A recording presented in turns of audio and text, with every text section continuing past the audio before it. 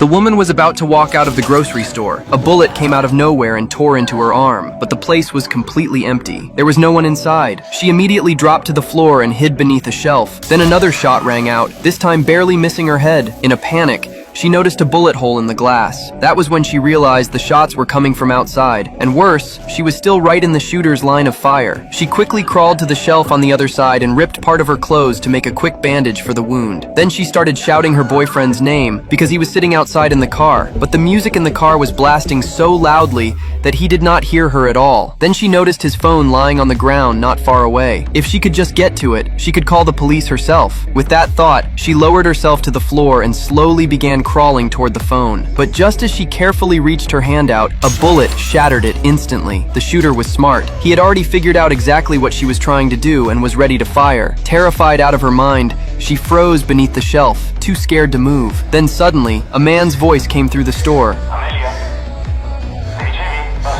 She quickly looked around. That was when she realized the voice was coming from the walkie-talkie on the counter. It sounded like someone on the other end was trying to reach the store clerk. If she could get to that radio, she could ask him to call the police for her. At that moment, hope flickered back to life. She tossed a large bag of chips into the air to draw the shooter's fire. After doing it twice, she used the brief pause while he reloaded to sprint toward the counter. This time, she made it. She grabbed the walkie-talkie and told the man that the store clerk had already been killed by an unknown gunman and that she was trapped inside the store. She begged him to call the police right away. But just when she was about to make it out of this nightmare, her boyfriend, wondering why she had been gone so long, walked into the store to check on her. He had no idea how dangerous it was inside. Before he even made it a few steps, a bullet struck him in the neck. The woman was horrified by the sudden scene and cowered off to the side, shaking uncontrollably. She wanted to run over and save him, but she was terrified the shooter would target her too. All she could do was watch as the life slowly drained out of him. Then another shot rang out, and this time he was finished. Seeing that, the woman completely broke down and burst into tears. A few minutes later, she forced herself to calm down. At that point, the only person who could help her was the man on the walkie-talkie. She explained the situation to him again, and to his credit, he immediately agreed to call the police for her. He told her the cops could be there in 15 minutes. But when she brought up her boyfriend, who had just been killed, the man on the other end suddenly said, "Yeah,